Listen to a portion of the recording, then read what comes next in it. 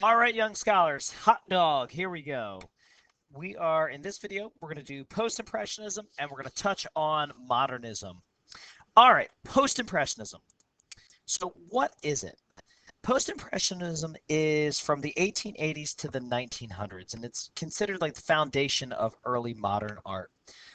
There are a variety of styles involved in impressionism.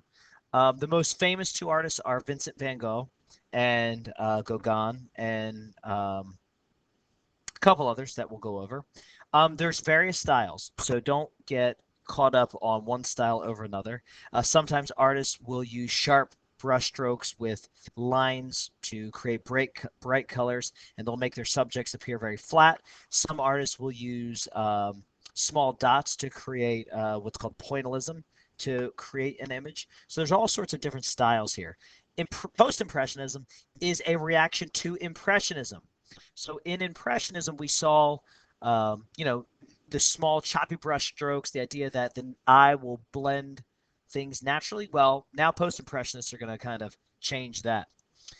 The first piece is by Paul Cézanne. All right, Cézanne was a friend of Vincent van Gogh.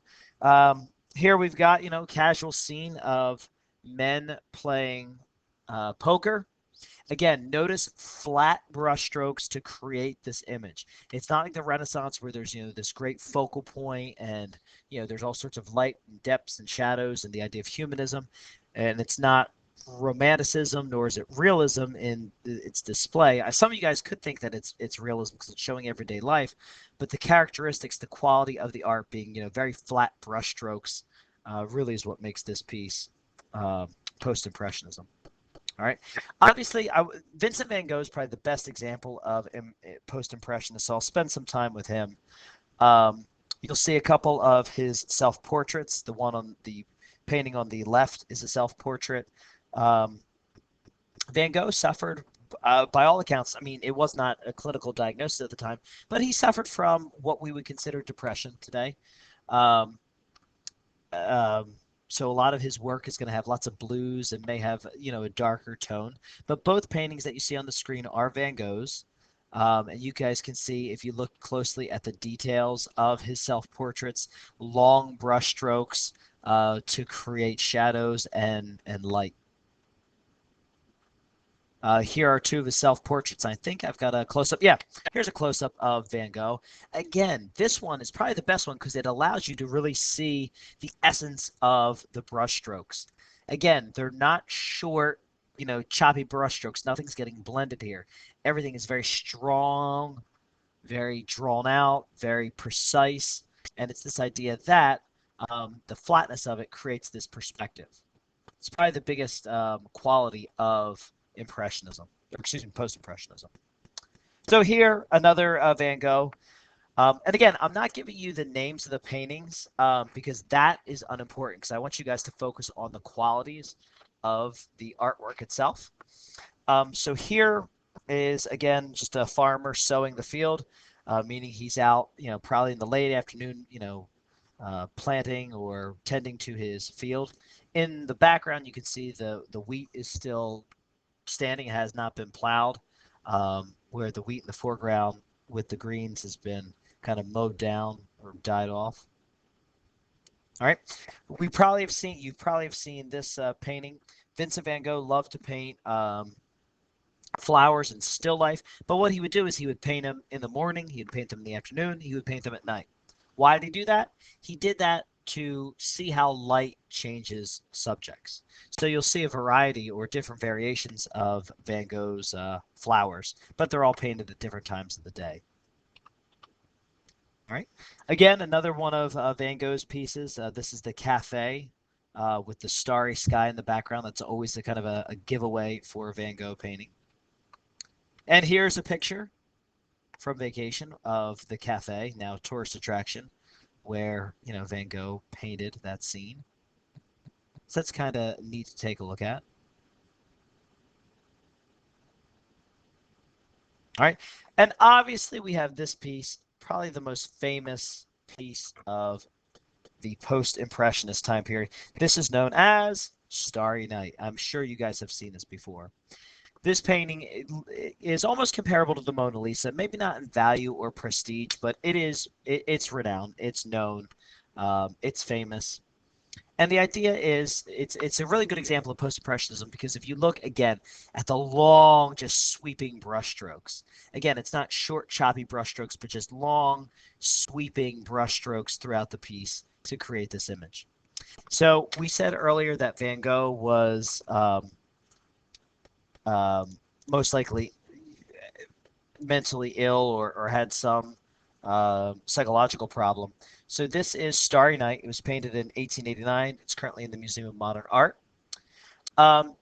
These stars are important because in this piece, Van Gogh believes that when you die, you become stars, and it's a very pleasant place. So if you're looking at this, you know, the stars in Starry Night, maybe not death, but, you know, people coming into being, you know, souls being formed.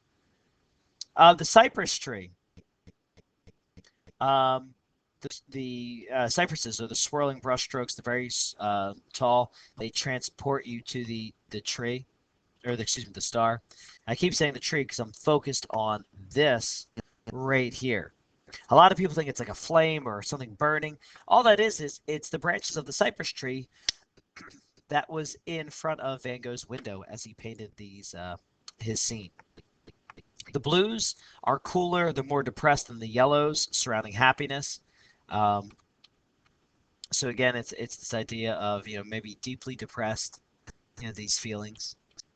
All right, and this is Starry Night. Like we said, it's currently in the Museum of Modern Art in New York City, so you can go see it.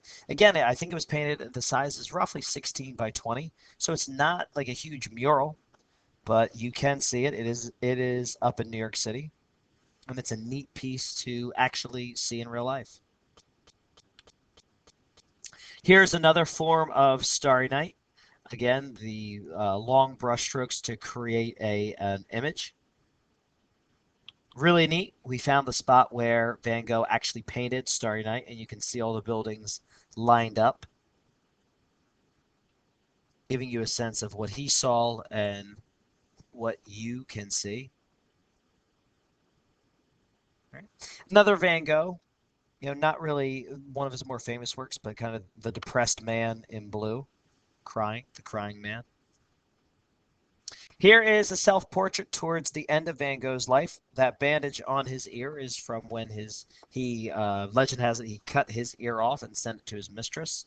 Others say it was cut off in a fight.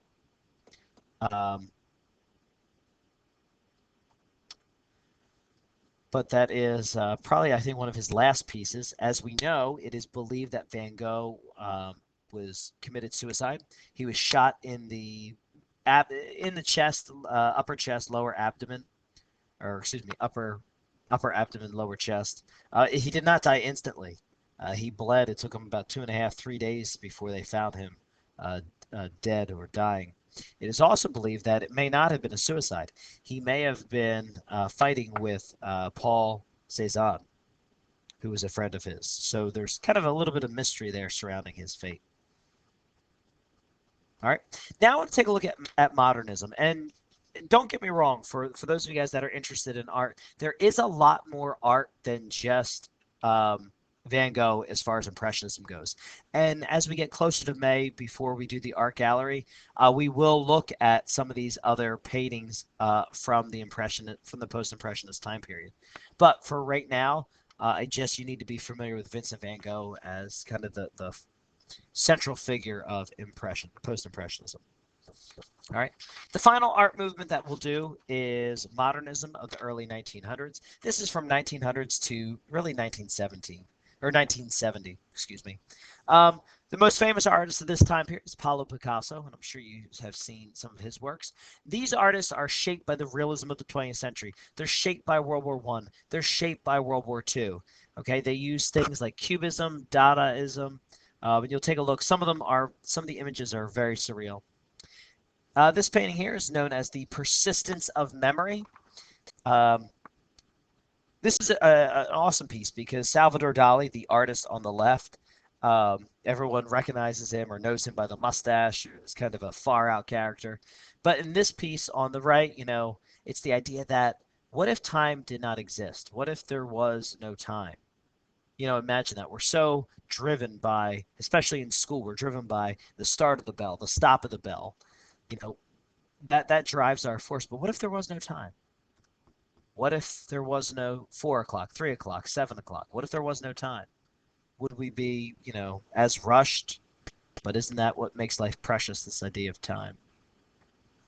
All right. This next piece, also by Salvador Dali. This depicts Salvador Dali looking at a scene from World War II.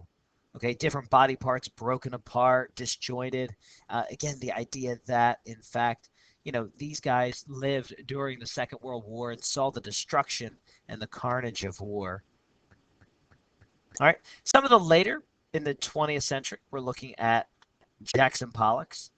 Jackson Pollock, known for kind of just using space and kind of covering it up with canvas and paint. And again, a lot of you guys are looking at these paintings, especially paintings like these, and you're saying, is this really art?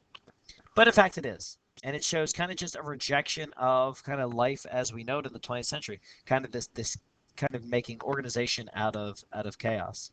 When we're in class, ask me to tell you the really cool story about Jackson Pollock and the cigarette that was found in his painting. It's a pretty neat story. So as we wrap up, I want you guys to look if you can see side by side a comparison. So the top painting is a Monet, the bottom left painting is a modern painting, and the bottom right painting is the Vincent van Gogh Starry Night painting. When you look at these paintings side by side, you can clearly see, hopefully you can clearly see, that there is a distinct difference in style. That the Impressionist painting, the short, choppy brushstrokes versus the longer, drawn-out, sharper brushstrokes of the Post-Impressionists versus the kind of disjointed surrealism of the modern era.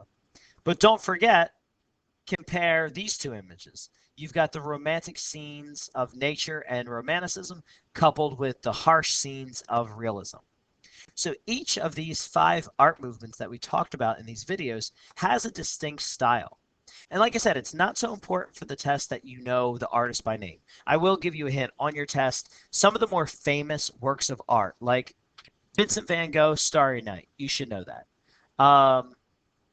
Monet and the Water Lilies, you should know him. Leonardo da Vinci, Michelangelo from the Renaissance. Those artists you probably will need to know. But some of the other art movements, if you don't know the artist, but you can identify the art movement, that's what's going to be really important. So as you're studying, go back and you want to study the different art movements because there's going to be Italian Renaissance on your test. There's going to be some Northern Renaissance. There's going to be Mannerism. There's going to be Baroque, Romanticism, Realism, Impressionism, Post-Impressionism, and Modernism.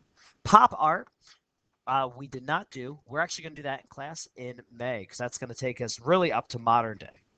So if you have any questions, you can post them on Edmodo. I'm going to post the high-resolution PowerPoint so you can kind of see the artwork for yourself. But feel free, Wikipedia, while we tell you guys it's not an academic source, Wikipedia does have great high-resolution files of all these images, and there are some really good stories. Also, Khan Academy has some great stories behind these different art pieces, and it's worth exploring. And like I said, if you have any questions, you can always ask me in class, or you can even ask Mr. Hackney because he is an expert on these pieces of artwork. All right, guys, hopefully you enjoyed this kind of brief tour de force of art history. If you have any questions, post them on Edmodo, and we'll talk soon.